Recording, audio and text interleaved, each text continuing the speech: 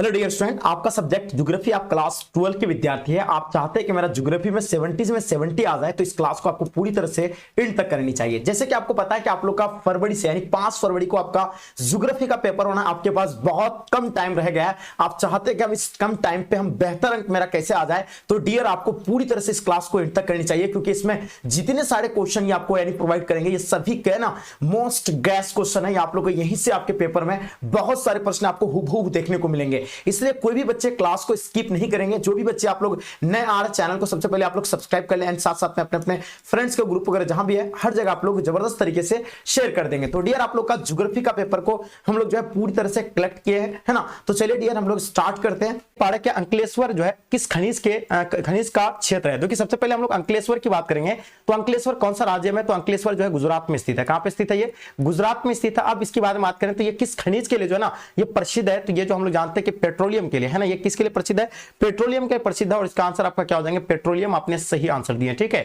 चलिए देखिए दूसरा क्वेश्चन देखेंगे। निम्नलिखित में से कौन पश्चिमी भारत की नदी बेसिन है? ठीक है, आपको समय मिला है, आप तेजी से आंसर दीजिएगा। अगर पश्चिमी भारत की अगर है ना नदी बेसिन की बात की जाए तो याद रखिएगा इसका आंसर आपका क्या होगा? माही बेसिन जो है पश्चिमी भारत की जो है क्या है? नदी बेसिन है, ठीक है। तो इसका आंसर जो है आपने बिल्कुल सटीक आंसर लगाया, ठीक है। चलिए आगे हम लोग दूसरा क्वेश्चन देखेंगे। सरदार सरोवर परियोजना किस नदी पर स्थित है? वेरी वेरी इंपॉर्टेंट क्वेश्चन है, जल्दी बताइएगा। सरदार सरोवर परियोजना के बारे में बाबू आपको बताना है, क्या हो जाएंगे इसका आंसर, ठीक है। चलिए तो सरदार सरोवर परियोजना जो है नर्मदा नदी पे है। ये चीजें आपको नोट करनी है। किस नदी पे? नर्मदा नदी पे स्थित है। आपने आंसर सटीक लगाया। आप ये किस राज्य में है ये कमेंट कीजिए आप लोग। चलिए बात करेंगे क्वेश्चन नंबर 4। देख पा रहे कि भारत में प्रथम नाभिकीय ऊर्जा परियोजना जो स्थापित की गई थी वो कहां पे स्थापित किया गया था? तो याद रखिएगा प्रथम नाभिकीय ऊर्जा जो स्थापित किया गया तारापुर, जो कि तारापुर कहां पे पड़ता है? महाराष्ट्र राज्य में पड़ता है, ठीक है। महाराष्ट्र में पड़ता है। ये आपको याद रखिएगा मुंबई में पड़ता है, याद रखिएगा। ये आपने बिल्कुल सही आंसर दिया, ठीक है, महाराष्ट्र, ठीक है। तो इसका आंसर क्या हो जाएगा? आपने भी बिल्कुल परफेक्ट आंसर दिया। अब हम लोग बात करें किसके बारे में? नरोड़ा। नरोड़ा कहां पे है? यूपी में, यानी उत्तर प्रदेश में है।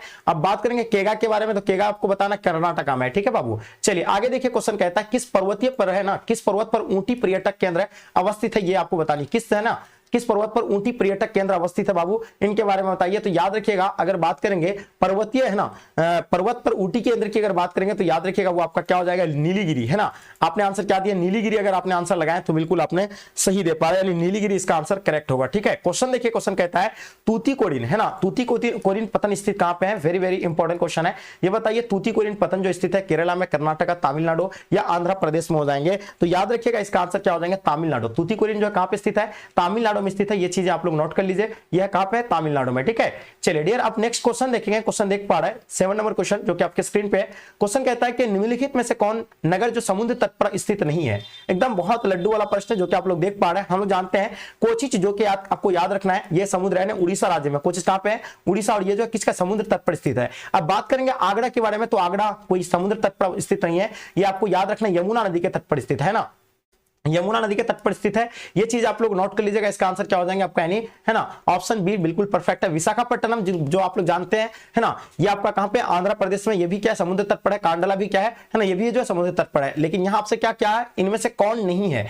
तो नहीं है कौन? आगरा नहीं है, जो कि यमुना नदी तट पर है। तो इसलिए इसका आंसर क्या होगा आपका? आगरा बिल्कुल सही आंसर होगा। इनमें से कौन पर्यटन नगर नहीं है? पर्यटन नगर है ना, जो समझ रहे हैं, जो लोग जो है दूर दूर से घूमने के लिए आते हैं, है ना, जो घूमने के पर्पज से आते हैं, तो उसको जो है पर्यटक नगर कहा जाता है। अब देखिए है ना कौन, जैसे अपना बिहार में क्या है? अपना बिहार में पर्यटक नगर आपको पता है ना, राजगिरी, है ना, जो कि ग्लास ब्रिज के लिए। उसी तरह आपको बताना है कि यहाँ जो है मसूरी होगा या आपका उडमनगंडलम होगा या माउंट आबू या अंकलेश्वर। तो यहाँ बात किसकी हो रही है? आपको बताना है कि कौन सा पर्यटक नगर नहीं है, इनके बारे में आपको बतानी है। देखिए अगर पर्यटक नगर की बात करें तो ये आपका अंकलेश्वर जो है ना पर्यटक नगर नहीं होगा। ये किसके लिए है? ये पेट्रोलियम उत्पादन के लिए। और ये पता मैंने क्या बताया आपको, ये गुजरात में स्थित है। आगे देखिए क्वेश्चन कहता है किस नगरीय क्षेत्र में, है ना, बात या क्या हो रही है? किस नगरीय क्षेत्र में प्रवासी जनसंख्या का अंश जो है सर्वाधिक है? प्रवासी अंश का जनसंख्या का अंश जो आपको यानी सर्वाधिक जो है वो कौन सा नगरीय क्षेत्र में, ठीक है।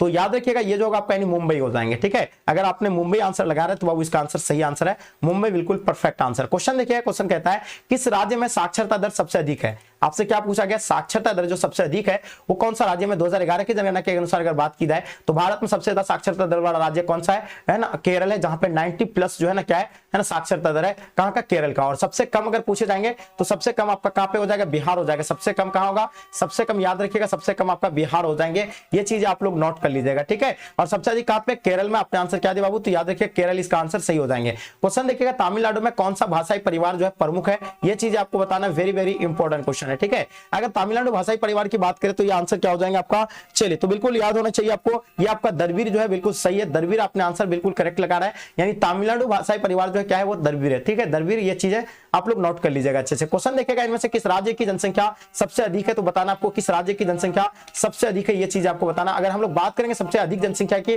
तो याद रखिएगा उत्तर प्रदेश का जो है ना सबसे ज्यादा, भारत में सबसे अधिक जनसंख्या किसके पास है, सबसे अधिक तो उत्तर प्रदेश के पास है, ठीक है ना, उत्तर प्रदेश। और सबसे अगर बात की जाए सबसे कम, तो याद रखिए सबसे कम कौन हो जाएगा, सबसे कम की अगर बात करेंगे तो वो कौन हो जाएगा, तो सिक्किम हो जाएगा। सबसे कम कौन सा राज्य का होगा, सिक्किम, ये चीज आप लोग नोट कर लीजिए, सिक्किम, ठीक है। चलिए अब यहां आपसे क्या पूछा गया, इस ऑप्शन के अकॉर्डिंग आपको आंसर बताना है कि इसका आंसर क्या हो जाएंगे। अगर इस ऑप्शन के अकॉर्डिंग बात करें तो याद रखिएगा कि अधिक जो होगा उड़ीसा का हो जाएंगे, ठीक है। आगे देखिए क्वेश्चन कहता है कि क्षेत्रफल की दृष्टि से भारत का सबसे बड़ा राज्य कौन सा है, क्षेत्रफल की दृष्टि से भारत का सबसे बड़ा राज्य की अगर बात करें तो वो कौन सा होगा, राजस्थान सबसे बड़ा होगा, ठीक है, सबसे बड़ा राजस्थान है। और सबसे छोटा अगर बात की जाए तो याद रखिए गोवा, जहां पे 2 जिला मात्र है, ठीक है। तो याद रखिएगा इसका आंसर आपका क्या हो जाएगा, राजस्थान, बिल्कुल सही है। अगर आपसे वही पूछे जाते सबसे छोटा तो याद रखिए गोवा इसका आंसर होता। क्वेश्चन देखेंगे निम्नलिखित में से कौन राजधानी नगर है, आपको किसके बारे में बताना है, राजधानी नगर के बारे में बताना। आपके सामने 4 ऑप्शन दिया हुआ है। अगर हम लोग बात करेंगे राजधानी नगर के बारे में तो याद रखिएगा राजधानी नगर जो आपका नागपुर क्या राजधानी नगर है, बिल्कुल नहीं है, कानपुर भी नहीं है,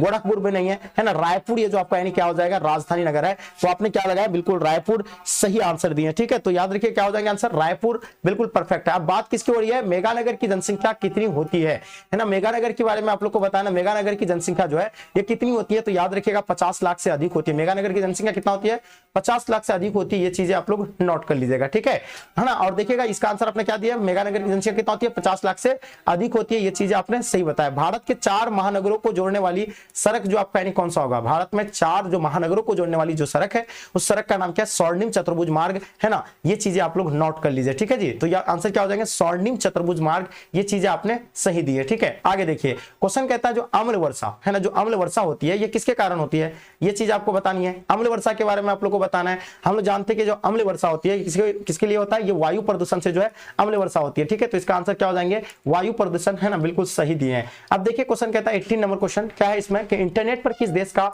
स्वामित्व है ना, इंटरनेट पर जो है किसका जो है ना स्वामित्व है, तो याद रखिएगा अमेरिका। और भारत ने इंटरनेट का प्रयोग सबसे पहले है ना इस्तेमाल जो किया था, कब किया था बाबू, तो याद रखिएगा 1998 को किया था, ये चीज आप लोग नोट कर लीजिए, ठीक है बाबू। चलिए तो इंटरनेट पर किस देश का स्वामित्व था, तो याद रखिएगा अमेरिका, ठीक है। और याद रखिए अपना भारत जो है इंटरनेट का इस्तेमाल कब किया था, 1998 को। आगे देखेंगे कि राइन जलमार्ग जो जोड़ती है वो किनको कहां से जोड़ते हैं, इनके बारे में बताना आपको। राइन जलमार्ग के बारे में आप लोग को बतानी है बाबू, है ना, सभी का आंसर आने बिल्कुल परफेक्ट होगा। राइन जलमार्ग की बात करें तो जर्मनी जो है, जर्मनी को नीदरलैंड से जोड़ता है, ये चीज आप लोग नोट कर लीजिए, क्या हो जाएंगे, जर्मनी को जो है नीदरलैंड से जोड़ता है राइन जलमार्ग, ठीक है। चलिए आगे देखिए संदेशों का आदान प्रदान क्या कहलाता है, जो कि संदेशों का जो आदान प्रदान उसको क्या कह लेते हैं, तो इसको जो है संचार कहा जाता है। क्या कहा जाता है बाबू, याद कर लीजिएगा, नोट कर लीजिए एकदम, संचार कहे जाते हैं। आगे हम लोग क्वेश्चन देखेंगे, क्वेश्चन जो कि आपके स्क्रीन पे क्वेश्चन कहता है कि निम्नलिखित राज्यों में से किस राज्य में सड़कों का घनत्व जो है सबसे अधिक है। आपको बताना है कि इन 4 राज्यों में से सबसे अधिक जो है सड़कों का घनत्व जो है किस राज्य का है,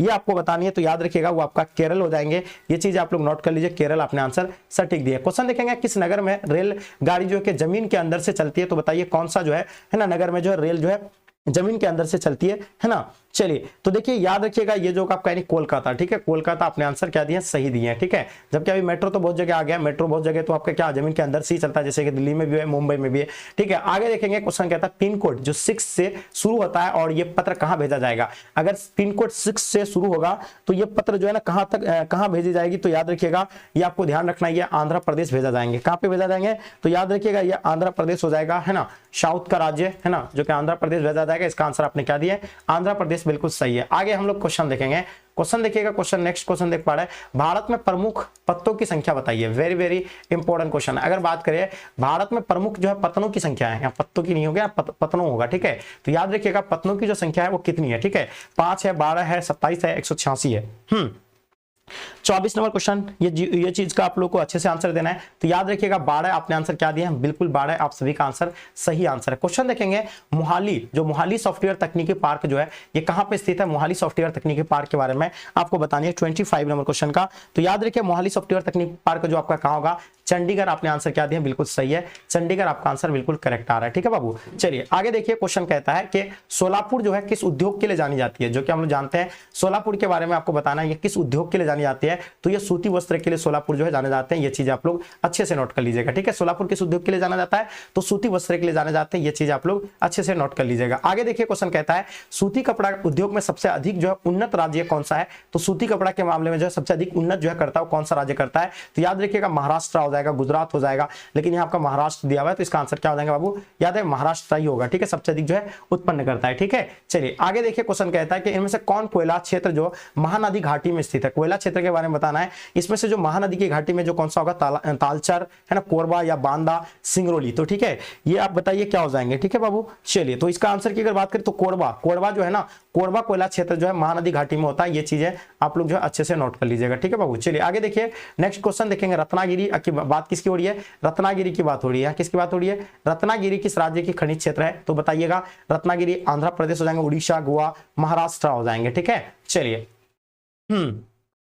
याद रखिएगा ये आपका जो है ना महाराष्ट्र हो जाएंगे, कहां हो जाएगा बाबू, ध्यान रखिएगा ये आपका महाराष्ट्र, ये चीजें आपने बहुत अच्छे से लगाए, तो इसका आंसर क्या हो जाएगा, महाराष्ट्र है ना, सही आंसर दिए। क्वेश्चन देखेंगे इनमें से कौन राज्य जो है कोयला का है ना अधिक उत्पादन करता है, यानी कोयला जो अधिक उत्पादन करता है कौन सा राज्य करता है। ठीक है, तो चलिए बताइए कोयला का सबसे अधिक उत्पादन जो करते हैं कौन करते हैं, तो झारखंड जो कोयला सबसे अधिक उत्पादन करता है, इसका आंसर क्या हो जाएगा बाबू, याद रखिएगा झारखंड बिल्कुल सही होगा। ठीक है, चलिए आगे देखिए क्वेश्चन कहता है भारत में सर्वाधिक सोना किस राज्य में पाया जाता है, देखिए भारत में सबसे अधिक जो सोना जो है झारखंड, केरल, कर्नाटक, तमिलनाडु, कौन सा राज्य जो है उत्पादन करता है, इसके बारे में बताइए, तो याद रखिएगा इसका आंसर क्या हो जाएंगे, कर्नाटक जो है सबसे अधिक जो है झारखंड में जो है ना कर्नाटक। अगर बात की भारत में सर्वाधिक सोना जो है किस राज्य में उत्पादन करता है, तो कर्नाटक करता है, और मसाला की अगर बात करें तो याद रखिए केरल। ठीक है, चलिए अब देखिए हम लोग क्वेश्चन देखेंगे नेक्स्ट क्वेश्चन, निम्नलिखित में से कौन सा देश जो है कोयला का सबसे बड़ा उत्पादक है, तो कोयला उत्पादन में जो है प्रथम स्थान पे कौन सा देश आता है, तो याद रखिएगा चीन जो है प्रथम स्थान पे आता है, और है ना बात की जाए तो अपना भारत जो है उसका दूसरा स्थान पे आता है। ठीक है बाबू,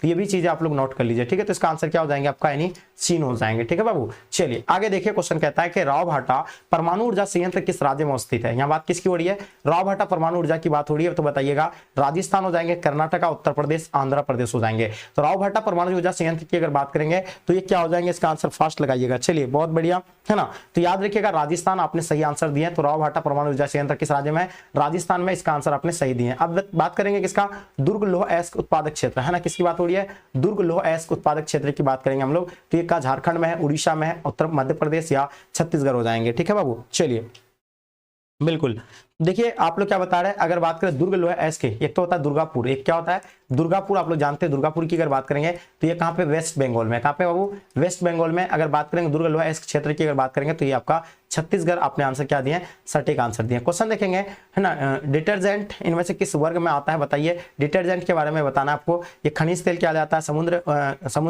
समुद्री उत्पादन के लिए आता है, कृषि उत्पाद या पेट्रोलियम उत्पाद के लिए आते हैं, ये चीज आपको बताइए 35 नंबर क्वेश्चन का आपको बतानी है। ठीक है, तो याद रखिएगा ये पेट्रोलियम उत्पाद से आता है, ये चीज आप लोग नोट कर लीजिए, पेट्रोलियम उत्पाद, आपने सही आंसर दिया। क्वेश्चन देखेंगे घन किलोमीटर में दी गई निम्नलिखित संख्या में से कौन सी संख्या भारत में कुल वार्षिक वर्षा का जो है दर्शाता है, तो ये बताइएगा 4000 दर्शाते हैं, कितने दर्शाते हैं 4000, अगर आपने दिए हैं तो बिल्कुल सटीक लगा रहा है। ठीक है, आगे देखिए क्वेश्चन कहता है कि निम्नलिखित नदियों में से किसमें जो है सबसे अधिक जो पूर्ण है ना पूर्ति योग्य भौम जल संसाधन है, तो बताइएगा ये कौन सा राज्य में होगा। ठीक है बाबू, जल्दी से बताइएगा। ठीक है, देखिए अगर बात करेंगे तो कौन सा होगा, गंगा, या आपका यानी क्या हो जाएंगे सिंधु नदी, ब्रह्मपुत्र या गोदावरी, तो याद रखिएगा ये आपका गंगा नदी हो जाएंगे, जो कि भारत की सबसे लंबी नदी है, ये भी आपको पता होना चाहिए, भारत की सबसे है ना, भारत की सबसे लंबी नदी, सबसे लंबी नदी है, और पता है इसकी जो है लंबी नदी, और पता है किसकी कितना किलोमीटर इसका चौड़ाई है, 2500 किलोमीटर तक इसकी जो है चौड़ाई है, ये चीज आप लोग नोट कर लीजिएगा। आगे देखिए क्वेश्चन कहता है कि बांस ड्रिप जो सिंचाई प्रणाली जो है ये कहाँ पे अभी प्रसिद्ध है, ये बांस ड्रिप सिंचाई प्रणाली जो है किस राज्य में है, तो किस राज्य का है, तो याद रखिएगा ये आपका मेघालय है ना, अगर आपने मेघालय आंसर दिए तो सही है, तो यानी बांस ड्रिप सिंचाई प्रणाली जो कहाँ पे प्रसिद्ध है, तो मेघालय में, आपने नोट कर लीजिएगा मेघालय हो जाएंगे। इनमें से किस राज्य में प्रति हेक्टेयर चावल का उत्पादन सर्वाधिक होता है, आपसे सवाल ये पूछा जाएगा कि सबसे अधिक जो है है चावल किस राज्य में उत्पादन होता है सबसे अधिक, है ना, सबसे अधिक चावल किस राज्य में होता है? तो याद रखिएगा सबसे अधिक जो चावल उत्पादन होता है वो वेस्ट बंगाल में होता है। कहाँ पे? वेस्ट बंगाल में, है ना। अब वहीं का पूछे जाते हैं गेहूं के बारे में, तो गेहूं के बारे में सबसे अधिक कौन है? तो गेहूं के बारे में अगर बात की जाएंगे तो सबसे अधिक कौन सा? उत्तर प्रदेश हो जाएंगे, यानी यूपी हो जाएंगे। अब देखिए प्रति हेक्टेयर चावल, इस ऑप्शन के अकॉर्डिंग आपको बताना है, तो यहाँ आपका आंसर उत्तर प्रदेश हो जाएंगे। ये आंसर क्या हो जाएगा? उत्तर प्रदेश बिल्कुल सही आंसर है। देश के सकल आय में जो है कृषि का योगदान जो है वो कितना परसेंट है ना? देश के जो है ना क्या यानी सकल आय में कृषि का योगदान के बारे में आप लोग को बतानी है, जल्दी से बताइए कितना परसेंट है? 10% हो जाएंगे, 15%, 25% या आपका यानी 50%। तो देखिए इसमें जो आय जो है ना जीडीपी की बात हो रही है, तो याद रखिएगा 25% जो है योगदान है किसका? कृषि का, ठीक है। आगे देखिए क्वेश्चन कहता है कि निम्नलिखित में से कौन सा भौगोलिक सूचना का स्रोत नहीं है? तो भौगोलिक सूचना का स्रोत इनमें से कौन सा नहीं है, इनके बारे में आपको बतानी है। तो याद रखिएगा भौगोलिक सूचना का स्रोत यात्रियों के विवरण, ये भौगोलिक सूचना के स्रोत के अंतर्गत आता है ना। प्राचीन मानचित्र ये भी आता है। चंद्रमा के चट्टे के चंद्रमा से चट्टानी पदार्थ के नमूने ये भी आएगा, लेकिन प्राचीन महाकाव्य ये इसका जो है क्या होगा? नहीं होगा। इसका आंसर आपने क्या दिया? डी बिल्कुल सही दिया। नवनिश्चयवाद जिसको क्या कहते हैं? रुको और जाओ निश्चयवाद कहते हैं। क्या कहते हैं? रुको और, है ना, रुको और जाओ निश्चयवाद कहते हैं, ये आपको ध्यान रखना है। रुको और, है ना, जाओ निश्चयवाद कहते हैं, ये चीजें आप लोग याद रखिएगा, है ना। जिसका जो इसका जो संबंधित जो है किसका है? ग्रिफिथ टेलर, है ना, टेलर है। आपको कभी कभी ग्रिफिथ टेलर दिएंगे तो ग्रिफिथ टेलर को आपको टिक करना है, ठीक है। भारतीय रेल प्रणाली को कितने मंडलों में विभाजित किया गया है? तो मंडलों की बात हो रही है, तो याद रखिएगा, है ना, जो 17 में, और याद रखिएगा ये आपका जो आंसर है आपका दिया हुआ नहीं है, तो इसलिए इसका आंसर क्या होगा? ये इनमें से कोई नहीं होगा, यानी इसका आंसर आपका डी बिल्कुल सही आंसर है। क्वेश्चन देखिएगा सऊदी अरब में किस दिशा के क्षेत्र में सबसे घनी आबादी प्राचीन काल से ही जो है? तो पूर्वी हो जाएगा, पश्चिमी, उत्तरी या दक्षिणी हो जाएंगे। चलिए तो ये बताइएगा क्या हो जाएंगे आंसर बाबू? बहुत बढ़िया जी, ठीक है। तो याद रखिएगा ये पश्चिमी आपने आंसर क्या दिया? पश्चिमी, तो बिल्कुल सटीक आंसर है, ठीक है। आगे देखिए क्वेश्चन कहता है डॉक्टर महबूब उल हक जो है मूल निवास जो थे कहाँ के थे? डॉक्टर महबूब उल हक के बारे में आपको याद रखना है। डॉक्टर महबूब उल हक जो है मानव विकास सूचकांक के प्रतिपादक दिए थे, है ना। ये मानव विकास सूचकांक, है ना, मानव विकास सूचकांक का प्रतिपादक कौन है? डॉक्टर महबूब उल हक है। और पता है ये कहाँ के रहने वाले थे? तो याद रखिएगा ये पाकिस्तान के है, ठीक है। कहाँ के हैं? पाकिस्तान। आपने आंसर क्या दिया? बिल्कुल सही दिए। आगे देखिए क्वेश्चन कहता है कि खरीफ फसल की ऋतु क्या है? देखिए खरीफ फसल की बात करेंगे तो जून से सितंबर या अक्टूबर हो जाता है, ठीक है। तो इसका आंसर आपका जून से सितंबर हो जाएंगे। अब बात करें निम्नलिखित में से कौन कृषि आधारित उत्पाद नहीं है? आपको इन 4 ऑप्शन के अकॉर्डिंग आंसर देना है। आपका समय समाप्त, थोड़ा हम लोग बात करेंगे। अगर कृषि आधारित उत्पाद की अगर बात करेंगे तो याद रखिएगा कृषि आधारित उत्पाद जैसे कि चीनी जो है किससे बनता है? गन्ना से बनता है, तो ये कृषि आधारित उत्पाद हो गया, है ना। कॉफी भी आपका जो है कृषि आधारित उत्पाद है, चाय। लेकिन नमक जो है ना, ये कृषि किया जाता है, इसका नहीं, ये तो समुद्र से निकाला जाता है, इसलिए इसका आंसर क्या हो जाएंगे? बी। आपको क्या पहचानना था? इसमें से कौन आधारित नहीं है, इनके बारे में आपको बताना है, ठीक है। कृषि के अंतर्गत हम इनमें से किसे जो है लेते हैं? अब बताइए कृषि के अंतर्गत जो हम लोग इसको किस में लेंगे? जैसे फसल उत्पादन ये कृषि के अंतर्गत आ जाएगा आपका, ठीक है। पशुपालन ये भी आपका कृषि के अंतर्गत आ जाएगा। मत्स्य उत्पादन ये भी आपका कृषि के अंतर्गत आ जाएंगे। तो ये सभी जो आ जाएगा आपका ये कृषि के अंतर्गत आ जाएंगे, ठीक है। तो चीजें आप लोग अच्छे से नोट कर लीजिए, जो कि काफी इंपॉर्टेंट है, और मुझे उम्मीद है कि ये चीजें आप लोग नोट कर लिए होंगे, है ना। देखिए भारतीय नगरीय आबादी, है ना, जिसकी बात हो रही है भारतीय नगरीय की आबादी के बारे में बताना है कितना परसेंट है? तो ये बताइए, जल्दी फास्ट आंसर दीजिएगा। और जो भी बच्चे आप लोग नए आ रहे हैं, सबसे पहले आप लोग चैनल को सब्सक्राइब कर लीजिए, एंड साथ में अपने दोस्तों के साथ एक बार क्या करेंगे? शेयर कर देंगे, ताकि इससे आपके दोस्त लोगों को भी जो है हेल्प हो पाएंगे। देखिए भारत में जो नगरीय जो आबादी है वो कितना परसेंट है? 31% है ना। 31% होगा, तो ये आपने बिल्कुल सही नोट कर लिया। 31% आपने आंसर सही दिया है, ठीक है। तो 49 का आपका आंसर बिल्कुल करेक्ट है, यानी क्या हो जाएंगे? 31% बिल्कुल सही है। विश्व के कुल रेल मार्ग का लगभग 40% किस महादेश में पाया जाता है? 40% जो है किस महादेश में पाए जाते हैं? तो याद रखिएगा उत्तरी अमेरिका में जो है पाए जाते हैं। आपने आंसर क्या दिया?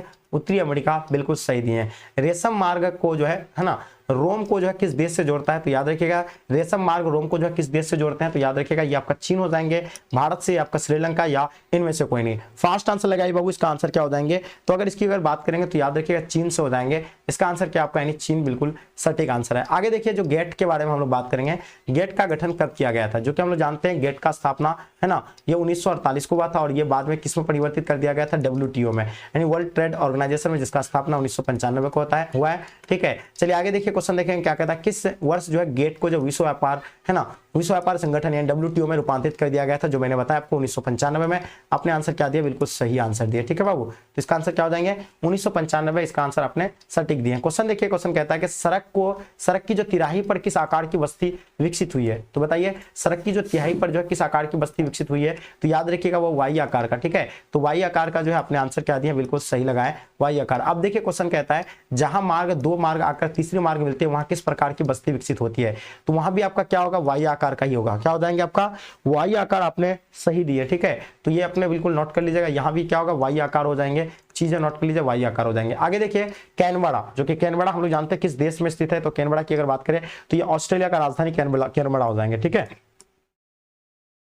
तो ऑस्ट्रेलिया का राजधानी क्या हो जाएंगे, कैनबरा, आपने सही दिए हैं। अब देखिए कैनबरा किस देश में स्थित है, तो ये तो आपका क्या हो जाएंगे, ऑस्ट्रेलिया का राजधानी कैनबरा है। अब देखिए हम लोग बात करेंगे इथोपिया की राजधानी अदिस अबाबा। चलिए बात करेंगे मानव विकास सूचकांक में भारत के निम्नलिखित राज्य में से किसकी कोटि जो है उच्चतम है, इनके बारे में आप बताइए किसकी कोटि उच्चतम है, जो कि आपके स्क्रीन पे आ गया, ठीक है।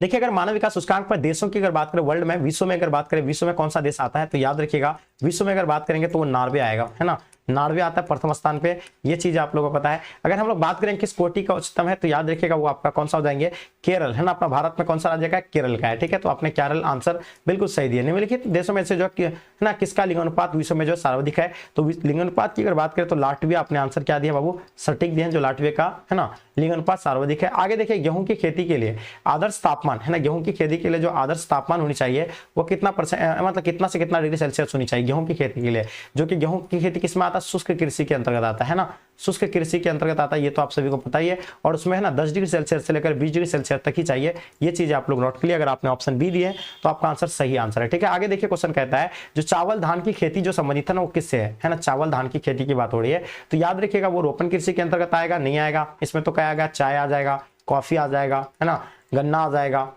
गन्ना आ जाएगा, और उसके बाद बात करेगा तो आपका क्या हो जाएगा, है ना, केला आ जाएगा, रबर आ जाएगा। अब देखिए ट्रक फार्मिंग कृषि कैसा कृषि क्या होता है, जिसमें है ना ट्रक के माध्यम से लाद करके जो है ना शहरों तक जो है पहुंचाई जाती है, ऐसी कृषि को इसको क्या कहते हैं, ट्रक फार्मिंग कृषि कहते हैं। अब भूमध्य सागरीय कृषि जिसमें खट्टे रसदार फसल की कृषि होती है, जैसे कि इसमें अंगूर की खेती होती है, क्या होती है, अंगूर की खेती होती है, ये तो आप सभी को पता है ना। उसके बाद बात करें गहन निर्वाह कृषि कहा जाता है, इसको क्या कहा जाता है, गहन निर्वाह कृषि कहा जाता है। अगर आपने गहन निर्वाह कृषि बताएं तो बिल्कुल सही है। रूस के टोंड्रा भाग में रहने वाली जो आदिम जनजाति है उसको क्या कहते हैं, है ना, जो आदिम जनजाति है उसको क्या कहते हैं, याकूत कहते हैं, गोच कहते हैं, इसको क्या कहा जाता है बाबू, तो याद रखिएगा उसको याकूत कहते हैं ना, क्या कहते हैं, याकूत, आपने आंसर सही दिए हैं। आगे देखिए क्वेश्चन कहता है निम्नलिखित राज्यों में से किसमें जो है पंडित जवाहरलाल नेहरू समुद्री पतन अवस्थित है, तो बताइए पंडित जवाहरलाल नेहरू समुद्री पतन अवस्थित की अगर बात करेंगे तो कौन सा होगा, ठीक है। क्या हो जाएंगे, तो याद रखिएगा इसका आंसर क्या हो जाएगा, महाराष्ट्र। पंडित जवाहरलाल नेहरू समुद्री पतन हम लोग जानते हैं ये महाराष्ट्र में स्थित है, तो आपने आंसर क्या दिया, महाराष्ट्र, बिल्कुल सही आंसर लगा पा रहे हैं, ठीक है बाबू। चलिए आगे देखिए क्वेश्चन कहता है कि निम्नलिखित में से कौन जो है सूचना प्रौद्योगिकी, है ना, टेक्नोलॉजी की बात हो रही है, जो आपको जो बताना कौन केंद्र है उसका चंडीगढ़ हो जाएगा, कोलकाता, बेंगलोर या दिल्ली। तो सूचना प्रौद्योगिकी के लिए सबको पता है कि बेंगलोर जो आपका यानी आंसर क्या हो जाएंगे, सटीक आंसर दिया, ठीक है। तो जो भी बच्चे आप लोग बेंगलोर लगाएं बिल्कुल सही है। निम्नलिखित में से कौन विरल जनसंख्या वाला क्षेत्र है, तो आपको सबसे पहले सघन जनसंख्या बारे में पूछे जाते हैं, तो दक्षिण पूर्वी एशिया सबसे सघन है, यही है ना, पश्चिमी भी सघन है, लेकिन यहाँ आपसे क्या विरल जनसंख्या वाला क्षेत्र की बात हो रही है, तो आपका क्या हो जाएंगे, ऑस्ट्रेलिया हो जाएंगे या अमेरिका हो जाएंगे। अगर अफ्रीका रहता तो अफ्रीका टिक मारते, ठीक है। चलिए तो इसका आंसर आपका पश्चिमी ऑस्ट्रेलिया हो जाएंगे। आगे देखिए क्वेश्चन कहता है कि इंदिरा गांधी नहर कमान क्षेत्र में सतत पोषण विकास के लिए कम से कम जो है ना सबसे महत्वपूर्ण कारक कौन सा है, तो सबसे महत्वपूर्ण कारक के बारे में आपको बतानी है 65 नंबर क्वेश्चन का। इसमें से महत्वपूर्ण कारक की बात करेंगे तो ये कृषि विकास हो जाएंगे, क्या हो जाएंगे, अपना आंसर क्या दिया, कृषि विकास, अपने आंसर सही लगाएं, ठीक है। आगे देखिए क्वेश्चन कहता है उड़ीसा का सॉफ्टवेयर तकनीकी पार्क जो अवस्थित है वो कहां पे है ना, बात किसकी हो रही है, उड़ीसा का सॉफ्टवेयर तकनीकी पार्क अवस्थित है। तो ये बताइए उड़ीसा का सॉफ्टवेयर तकनीकी पार्क हम लोग जानते हैं ये भुवनेश्वर में है, आपने आंसर क्या दिया है, भुवनेश्वर, यानी बिल्कुल सही आंसर लगाए, ठीक है बाबू। चलिए आगे देखिए विजयनगर इस्पात केंद्र किस राज्य में है ना, बात किसकी हो रही है, विजयनगर की बात हो रही है। तो बताइए विजयनगर इस्पात केंद्र जो किस राज्य में, तो याद रखिए कर्नाटक में हो जाएंगे, कहां पे हो जाएंगे, कर्नाटक, आपने आंसर सही लगाया, ठीक है। आगे देखिए क्वेश्चन कहता है कि निम्नलिखित में से कौन चीनी का दूसरा सबसे बड़ा उत्पादक है, तो चीनी उत्पादन में सबसे पहले आपको गन्ना उत्पादन में है ना, बात किसकी करना है, गन्ना उत्पादन में प्रथम स्थान पे कौन आता है, तो उत्तर प्रदेश आते हैं ना, कौन आते हैं, उत्तर प्रदेश आते हैं। अब देखिए आपको सबसे बड़ा तो उत्तर प्रदेश ही हो जाएगा, लेकिन दूसरा स्थान पे कौन आता है, तो महाराष्ट्र दूसरा स्थान पे आता है, ये आपको नोट करनी है। बात करेंगे इनमें से कौन लोह अयस्क उत्पादक केंद्र है, तो याद रखिएगा लोह अयस्क उत्पादक केंद्र की अगर बात करेंगे तो इसका आंसर आपका क्या हो जाएंगे, जल्दी फास्ट बताइएगा। अगर लोह इस्पात उत्पादक केंद्र की अगर बात करेंगे तो बादाम पहाड़ होगा, है ना, गुरमहीस नहीं होगा, या आपका कीरू बीरू, या आपका इनमें से सभी हो जाएंगे, ठीक है। चलिए तो इसका आंसर आपका बादाम पहाड़, आपने सही आंसर दिए। आगे देखिए क्वेश्चन कहता है इन तेल शोधशालाओं में जो कौन उत्तर भारत में नहीं है, अब बताइए कौन सा नहीं है, जैसे पानीपत ये भी हरियाणा, ये भी उत्तर भारत में पड़ता है, मथुरा ये भी उत्तर भारत में पड़ता है, बरौनी भी है, लेकिन चेन्नई जो कि कहां पे पड़ता है, ये तमिलनाडु है ना, तमिलनाडु का हम लोग जानते हैं, तमिलनाडु का राजधानी क्या है, चेन्नई है। तो ये कहाँ पे दक्षिण भारत में पड़ता है, इसलिए इसका आंसर क्या हो जाएंगे, डी बिल्कुल परफेक्ट आंसर है। ठीक है डियर, तो डियर यहाँ आप लोग को मैंने 70 क्वेश्चन है ना, कितना क्वेश्चन को कवर कराया, 70 क्वेश्चन को कवर कराया। आप ये बताइए इन 70 में से खुद कितने क्वेश्चन का आंसर दे पाए, ये आप कमेंट करके बताइए। और बहुत सारे बच्चे जिसकी तैयारी नहीं हो पाई है, ये बचे दिनों में अगर आप गैस क्वेश्चन लेना चाहते हैं, जिसके माध्यम से आपके एग्जाम में सभी का सही प्रश्न यही गैस क्वेश्चन से ही पूछे जाएंगे, अगर आप लेना चाहेंगे तो आप इस नंबर पे कांटेक्ट करें, जो कि इसका प्राइस अभी घटा दिया गया है, जो मात्र अभी आपको 149 है ना, 149 रुपीज में आपको ऑल सब्जेक्ट मिल रहा है। क्या मिल रहा है, ऑल सब्जेक्ट का आपको मिल जाएंगे। तो जो बच्चे अभी तक नहीं लिए हैं जल्दी से ले ले, जो नंबर आपका पहले दिया हुआ है, मात्र 150 रुपए में ऑल सब्जेक्ट का मिल जाएंगे। ठीक है, सब्जेक्टिव प्लस है ना ऑब्जेक्टिव के साथ मिल जाएंगे। ठीक है बाबू, तो डियर उम्मीद है कि ये क्लास आप लोगों को पसंद आया, आई होप। तो मिलते फिर हम लोग नेक्स्ट क्लास में, जब तक के लिए जय हिंद जय भारत।